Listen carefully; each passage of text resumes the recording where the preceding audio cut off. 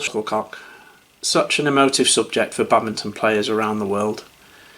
Which ones are best? Which one should I use? Thought I'd create a video, try and cut through some of the rubbish that's often talked about shuttles. What this video is about showing you the different types of shuttles that are around on the market, giving you a few advantages and disadvantages of each one. What I'm not going to do is I'm not going to say one brand is better than other, or you should use this type of shuttle rather than that type of shuttle. Everybody's needs are different and everybody's budget is different. Everybody's playing, everybody's club, everybody's school is different. So there might be different shuttles that suit you. Split the shuttles up into 6 categories, which we'll go through one at a time. Just to give you an overview of what I think of each type of shuttlecock, and hopefully that can help inform your decision as to which ones you test for yourselves. Right, so the first type of shuttle we're going to talk about today are the budget plastics. These are designed to get people started playing badminton as cheap as possible. They're made out of a foam base and an injection molded plastic nylon skirt. The advantages of them are that they're durable, they're quite cheap. They're going to cost you maybe about £5 for half a dozen, give or take a bit. They're good for schools, perhaps very beginners. They're pretty basic. You can see that the top of them there is just shoved into the foam. The flight of these shuttles is pretty poor. You hit one, you don't get much feedback.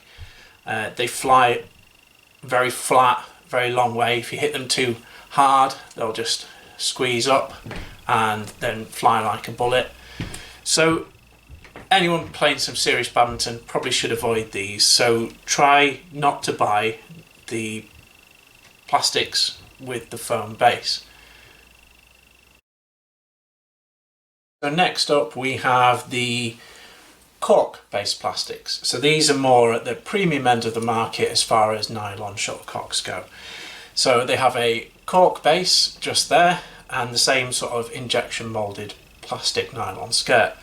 Differences are that these shuttles are designed to give a more realistic feather-like flight.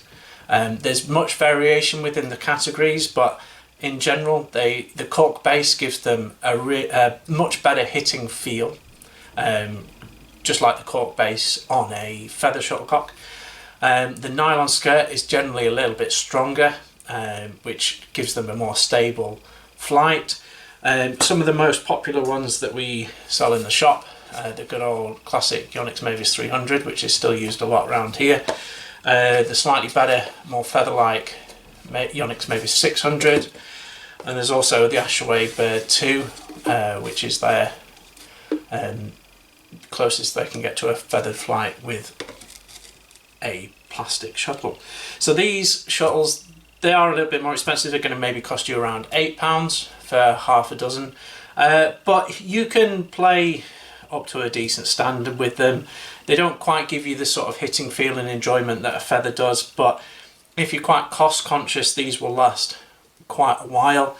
You could possibly play a whole club session with, you know, £8 of shuttles.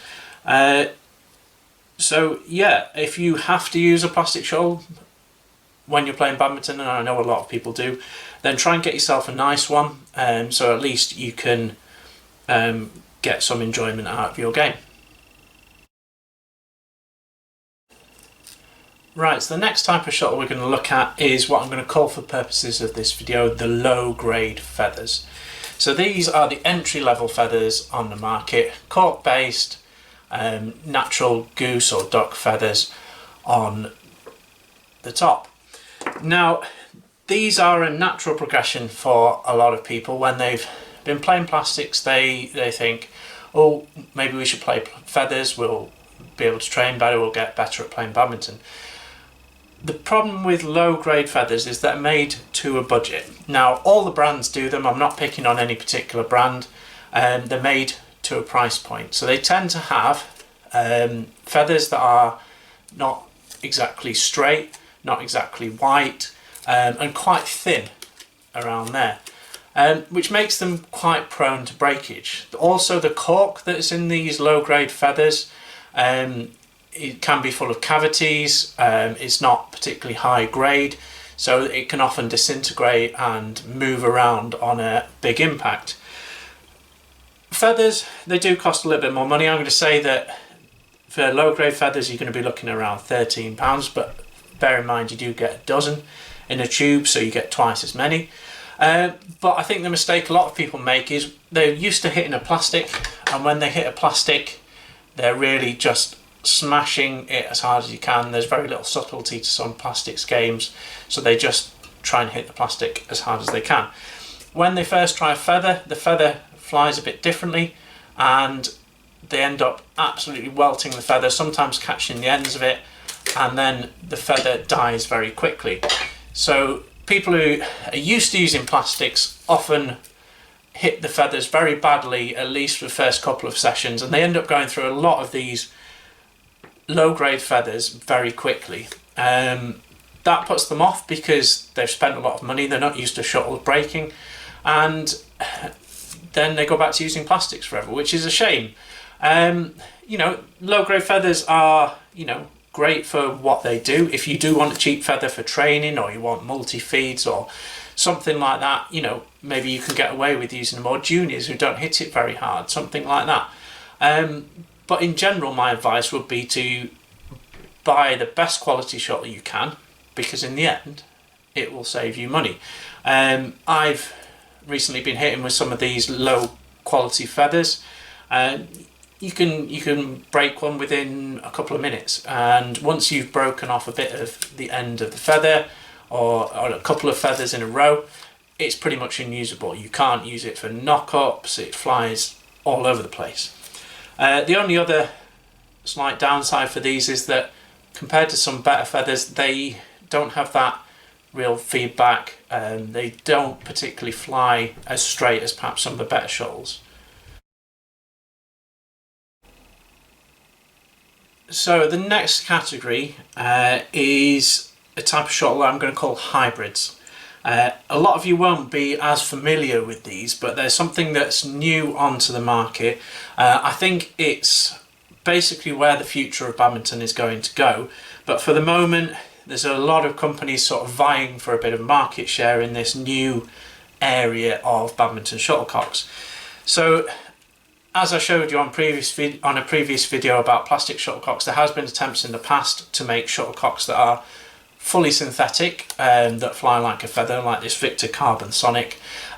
This didn't really turn out that well. It was promising, but you know, the flight wasn't really there.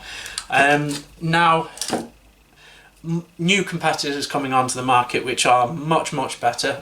They're not fully synthetic, but they tend to have a composite cork base, which is just lots of cork squashed together, a little injection moulded section there, and then some feather tips on the end. So they look pretty much like feathers. They're a little bit squishier when you push on them, but when you hit with them, they're really impressive. They fly just like a feather. If you didn't tell people, a lot of people would find it hard to notice. At the moment there's the Kawasaki King Kong 500, which is great, sold lots of those, and there's the Forza Hybrid 5000, which will be coming out before the season. They're both similar kind of price point, around £12–13 for a dozen, so really good prices. And the main benefit of the hybrid shuttle, as far as I can tell, is that they're really durable. You can play with one of these for such a long time compared to a low grade feather for the same cost. They're cheaper than the premium feathers, but they last really well. There's also rumours around that Yonex are making one, which I'm sure will be amazing. Don't know about anything about that shuttle yet, but very excited to see it when it comes out. But for the moment, if you can get hold of some of these and give them a try before the season, I'd give it a go. There's not many in the country right now, but I'm sure this category will be really big in years to come. Next up is high grade feathers. So these are the kind of feathers that are made really well. They have really good quality cork. The feathers have been carefully selected to be straight and white and thick in all the different planes.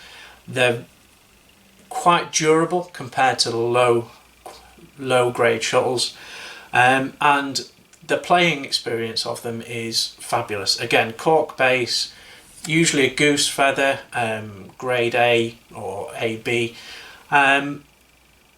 They are fantastic for playing badminton, and a lot of them they work out quite good value for money. As you can see, they could cost you around £20 a tube, £20 a dozen, but the extra playing time you get out of them, I think, makes up for that. They can take quite a lot of punishment, so you can play a good few games of men's doubles with them sometimes, and they still look relatively good. Also, the high grade feathers, if they do break, if stuff begins to snap, they often fly a little bit straighter than a lower grade feather would anyway. So if you have a junior club or local schools that want feathers and you use the high grade feathers, you can often recycle them for knock-ups, training, etc., etc., which you might not be able to do for the low grade feathers. So that gives the high grade feathers even more value for money. Personally, this is where I think most clubs should be at. It seems a big investment, first of all, to get 50 dozen of something like the Onyx AS30, which is probably the standard candle in this category. Every manufacturer has one, like the Babolat ones, the Victor Gold Champion. There's plenty, and try them all out, see which ones you like. But if you're buying shuttles for a club, this would probably be where you should be at. Prices of these have gone up a lot over the past few years, which has driven the innovation in the hybrids category, so it'll be interesting to see how that develops in the future. So, saving the best for last, we're going to just have a quick talk about premium grade feathers. So these sorts of feathers are the best shuttles that each manufacturer can make. Things like the Onyx AS50, the Adidas FS7, the Victor Master Ace, to name just a few. So these are the top grade corks, the really nice goose feathers. They almost gleam how white they are. They couldn't be any whiter, and straight. They're just a marvel of engineering. I heard one stat once that it's only one in every 10,000 feathers that gets into one of these. Just lovely things. When you play with a premium feather, you can feel the difference. It just such a lovely experience to hit. When I was playing with some Victor Master Ace a couple of years ago, I could almost describe it as creamy. They are more expensive. I've put down £25 here for a dozen. It's a lot of money, probably more than most clubs can afford.